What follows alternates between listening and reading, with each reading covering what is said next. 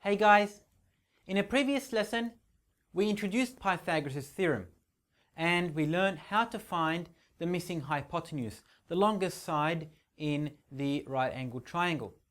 Now we're going to use Pythagoras' theorem to find one of the short sides.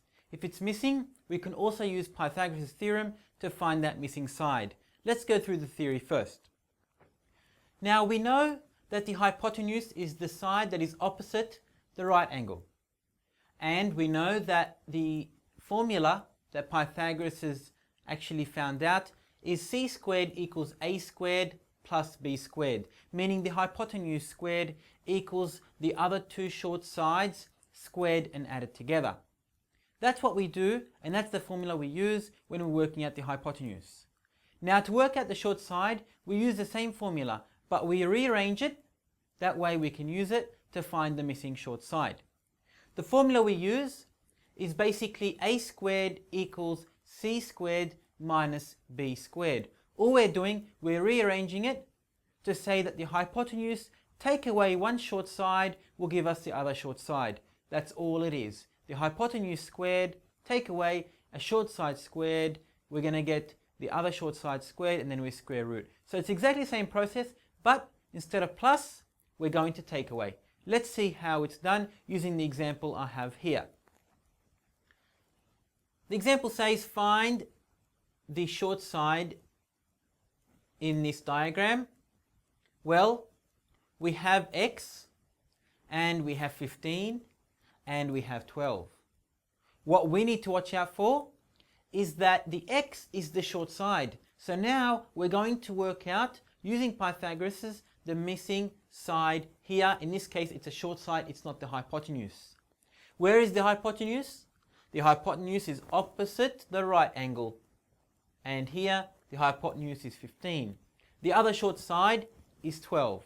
So now let's start, and you'll see it is very easy.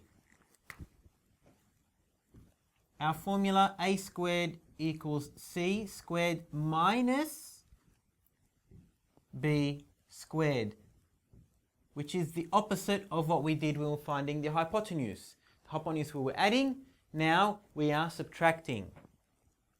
A squared in this case is x squared, it's missing. This side here is missing. The hypotenuse first. The hypotenuse squared, take away the other short side squared. So the hypotenuse squared, 15 squared, take away 12 squared. Then we work it out. 15 squared is 225. 15 times 15. Take away 12 squared, 144. You're welcome to use your calculator. Now we subtract them. X squared is 225. Take away 144. 81. Now we learned we want x. We don't want x squared. The opposite of x squared is square root. That means the missing side is 9. The square root of 81 is 9. That means this side here is 9 units in length. Now we have 15, our hypotenuse, 12, our other short side, 9 is the other short side. So looking here, going through one more time, the hypotenuse squared, take away the other short side squared, 225, take away 144, 81, square root 81 to get x equals to 9. Let's do one more example. Hey guys, one more example. Let's do it. We have a triangle. It is a right angled triangle once again. We know we can only use Pythagoras with right angled triangles.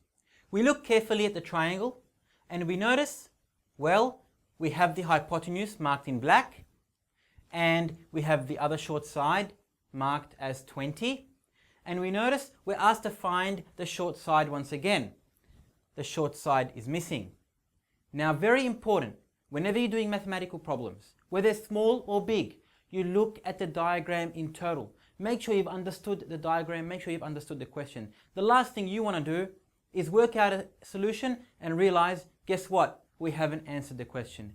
Here, we're specifically being asked, find the short side using Pythagoras' theorem. Let's get started. We know the formula has been rearranged. A squared equals to c squared minus b squared. So a squared is the short side, c squared is our hypotenuse, c is always our hypotenuse, minus the other short side, we're going to get the missing side we're looking for. Well, let's go.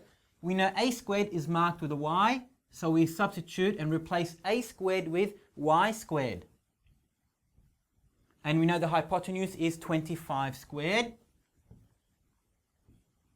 minus b squared is the other short side, which is 20 squared. Y squared equals 25 squared, 625. 25 squared is 25 times 25, 625. Once again, you can use your calculator. 20 squared is 20 times 20, 400. 625, take away 400. Y squared is 625, take away 400, 225. So y squared is 225, but remember, we are looking for y, not y squared. Now, what do? The opposite of squared is square root.